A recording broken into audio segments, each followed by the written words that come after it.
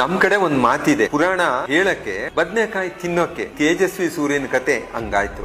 ಆರತಿ ಎತ್ತಿರೆ ಕಳ್ಮಂಜಂಗೆ ನಮ್ ಸುಳ್ಮಂಜಂಗೆ.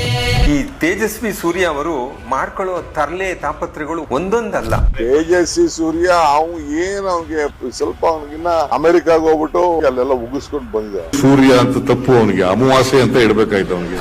ಹಿಂದೂ ಧರ್ಮದ ಬಗ್ಗೆ ಏನ್ ಮಹಾ ಪಂಡಿತರಂತೆ ಪುಂಖಾನುಪುಂಖವಾಗಿ ಮಾತಾಡ್ತಾರೆ. ಇವತ್ತು ಇವ್ರು ಮಾಡಿರೋ ಗನಂದಾರಿ ಕೆಲಸ ನೋಡಿದ್ರೆ ಎಂಥವ್ರಿಗೂ ಬೇಜಾರಾಗುತ್ತೆ. ನೋಡಿ, ನಮ್ಮ ಹಿಂದೂ ಧರ್ಮದಲ್ಲಿ ಕಾವಡಿಗೆ ಅದರದೇ ಆದ ಒಂದು ಮಹತ್ವ ಇದೆ. ನಾವು ಅದನ್ನ ಬಹಳ ಭಕ್ತಿ ಪೂರ್ವಕವಾಗಿ ವಿನಮ್ರತೆಯಿಂದ ರೀತಿ ನೀತಿಗಳಿಂದ ನಾವು ನಡ್ಕೋಬೇಕಾಗ್ತದೆ. ಆದ್ರೆ ಈ ಮನುಷ್ಯ ಚಪ್ಲಿನ ಹಾಕೊಂಡು ಪವಿತ್ರ ಗಂಗಾ ಜಲ ಇರೋ ಕಾವಡಿನ ಒತ್ತಿದ್ದಾರೆ.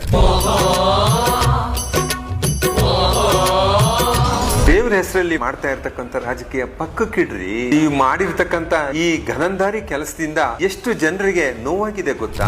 ಏನು ಉತ್ತರ ಕೊಡ್ತೀಯಪ್ಪ ಮಿಸ್ಟರ್ ಸೂರ್ಯ, ಹೇಳು ಒಂಚೂರು. ನಿಮ್ಗೆ ಧರ್ಮ ಅನ್ನೋದು ಕೇವಲ ರಾಜಕೀಯಕ್ಕೆ ಬೇಕು, ಆದ್ರೆ ಅದನ್ನ ಪಾಲಿಸೋ ರೀತಿ ಯಾವತ್ತೂ ಬೇಕಾಗಿಲ್ಲ. ಇನ್ ಮುಂದೆ ಆದ್ರೂ ಸಾರ್ವಜನಿಕ ಜೀವನದಲ್ಲಿ ಸ್ವಲ್ಪ ಪ್ರಬುದ್ಧವಾಗಾದ್ರೂ ನಡ್ಕೊಳ್ರಿ.